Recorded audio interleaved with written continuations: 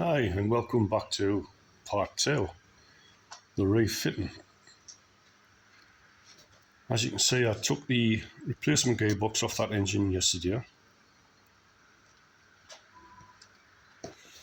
which is there on the ground, well, on a little trolley, on a wheel skate. If you take a good look,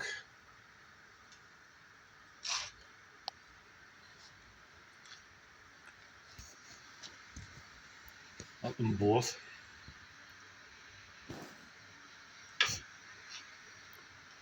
they're exactly the bloody same.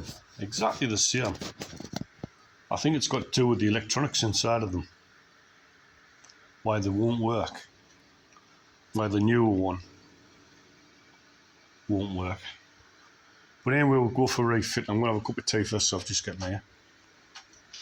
And it looks like it's going to warm up a bit. Sun's getting out. Not bad for this time of year.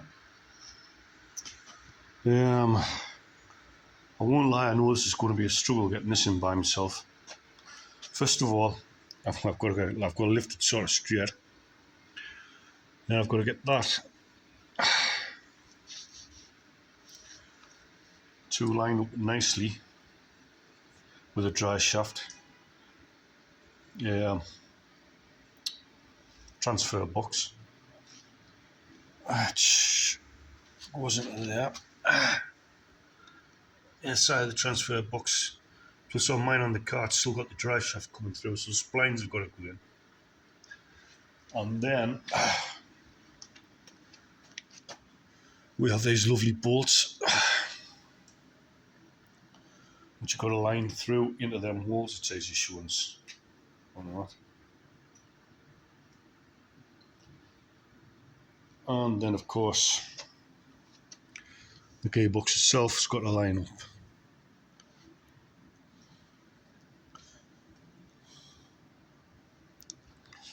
A 10-minute job. Right, kettle's just about boiled. I'm going to get changed. Put my old dirt clothes on. I don't wear them all the time. Just most of the time. And then make a start. Right, I must have gone to hold the camera this way.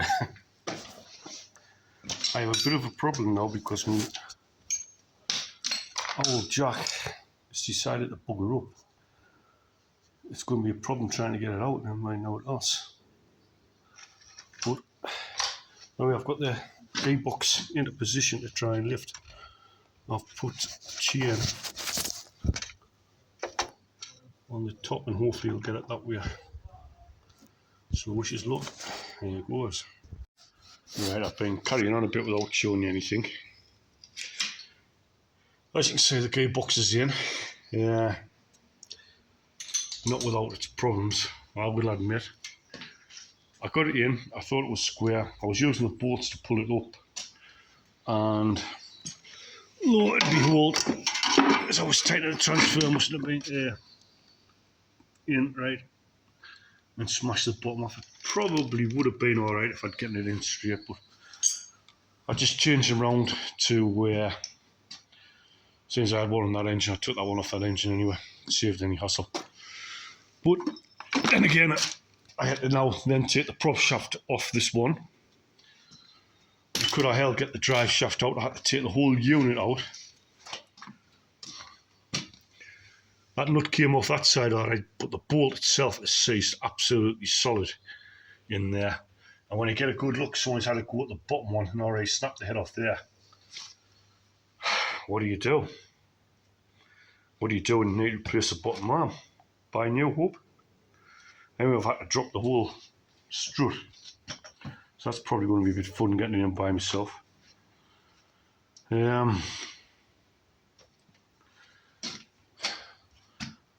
Should I have changed the whole lot, the engine and the box in one go? Yes. I'm beginning to think now I should just pull this front end off, balls to the coolant and air con. I could have gotten that took out and put back in late, but it would have been an easy job pulling it out like that. and pushing it straight back in like that. Had a 2-poster ramp, definitely an easier job. Somebody gives a hand, definitely an easier job. But it is what it is. Anyway, while I'm on, I'm giving it a service. I've already dropped the oil. I need to put the oil back in. I checked the timing belt yesterday. The timing belt's not long being done. You can still clearly see all the gates right and everything on the timing belt, so it hasn't been done to a year and a half at the most, you know. It doesn't take long for the writing to come off on a timing belt. Plus there was absolutely no cracks in it whatsoever. I've got to take a video, but I've got a picture of it somewhere. But I'm now just plodding on, putting things back together. I've just dropped the transfer box oil, which I'm going to replace with 75. Is it 75? 90? That's what, guys, 79 synthetic. That's about what I could find in this search, apart from the really expensive Land Rover supplied stuff. Actually, the oil coming out of that transfer box wasn't too bad, so I don't think that's been either long been changed or it's had the transfer box done. It was definitely been off because the heat shield off the top of it's been off. But, so that was on that crash car. So maybe that's been well maintained. Not saying this one hasn't, but without any service history, you've got none. I am going to do the rear diff and the rear Haldex and all, but I need it up and running first. I'm doing these front bits while I've got the front bit here. I'm going to do a little bit of rust prevention, as you can see that bar there. As they all are rotten to hell. Well, not rotten, just rusty. And catch these bits on the front subframe and all. That's got the rust on the corner. No wire brush. So it's probably going to take us a while to put this car back together, as I'm fanning on doing things like that. But it's worth it in the end. It'll look better for a potential buyer when they come, if they get their heads underneath and have a look and see. There's no rust. I'm thinking about just wire wheeling these discs up and all, because they've been new discs when they've been put on, not long back, obviously when they were put on, but not long back, and they've just rusted, but they're not pitted in any way. So I might just wire brush them up just to keep it going. I mean, there's loads left on the brake pads.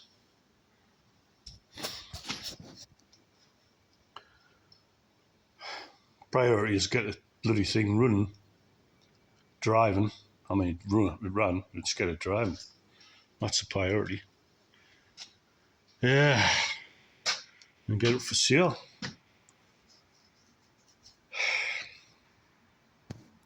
I've still got a few days fanning on, but I'll get there. At least I know I've got a really good engine here for sale now anyway.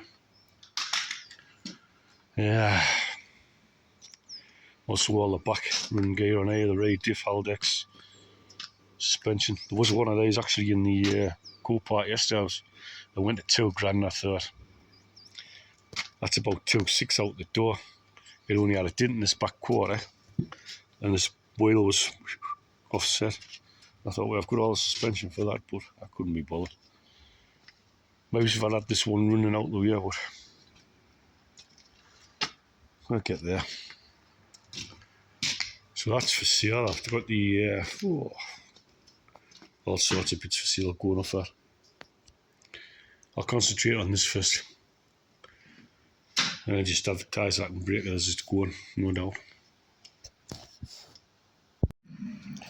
Alright, Monday morning, join us again. I made a bit of progress. I put the subframe back on. I've also put the steering rack in the back suspension bit on. I put this strut back on, and I did manage to get that bolt that somebody had snapped and for the bottom arm in. Got that out and all at the same time. So now it's just a basic matter of putting the suspension back together now. I have been trying to clean rust off and rust treat it with dinner towels. I've been going. And then putting a little bit of black paint on. As you can see, we're not too far away. I've got the cables there to go back up and over. Joining up there. You never know, this could be attempting to move. Did you? As I say, like I'm cleaning things off as I'm going, so I'll give these a clean mouth. So that's what's taking us a bit longer. May as well do it while it's all like this. Yeah, it would help if my little bloody ramp was in that like. It's causing us a few problems. One side lifts up the driver's side, and the passenger side doesn't move. I don't know what's happening with it. Of course I need to get it down, get it out, have a look, but can't really do that like with some wheels on. But there was one nut that was a bit of a get on this. Right, here we are again, another day. And as you can see, the car's more or less all back together now. I've had it out for a drive, everything was working. Had a right chew on, I don't tell you. Getting the bottom arms to go back into the subframe. I'll tell you what I had to end up doing.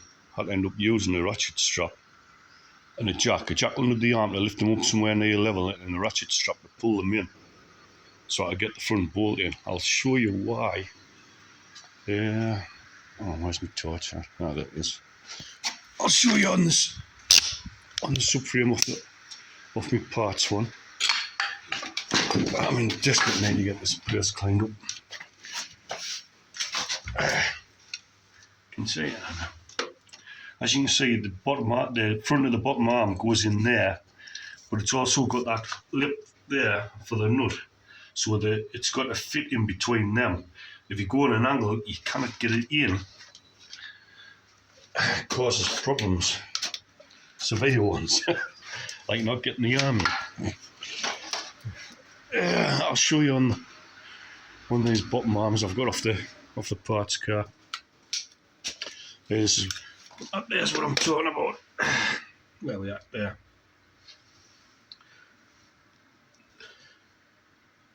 You've got to get that to go in straight in there, else it's not going to go at all. Torture. By the way, them bolts are horrendous to get out, and them ones are horrendous to get out. They just seize absolutely solid. Steel bolts in the aluminium. Daft idea, well, never mind.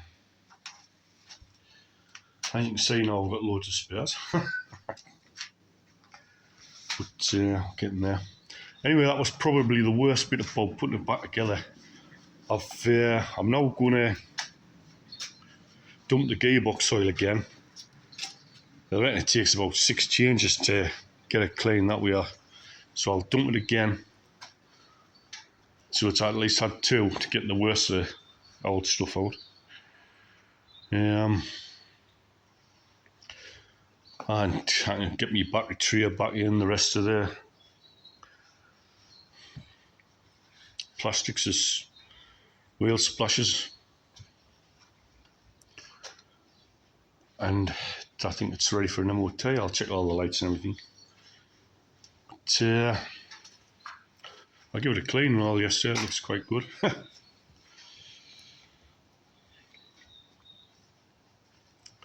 The inside's obviously still well up the naffs.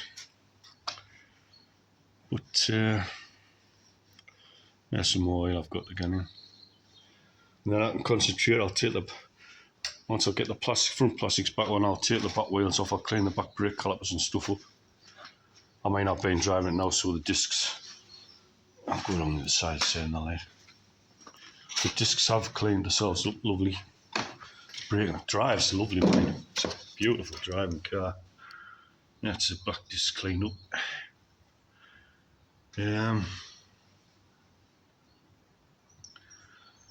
It's just a lovely car. It's good to have it back on the road. And get this that bit of plastic trim back round in the dash.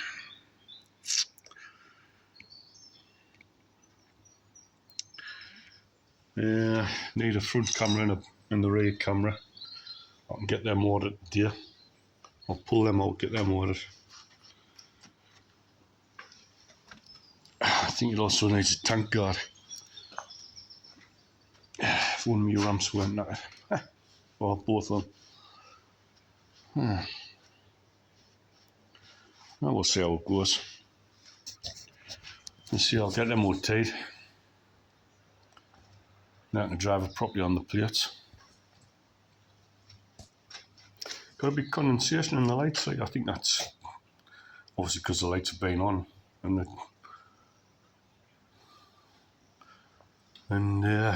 it hasn't been used for years. Well, years, probably a year. But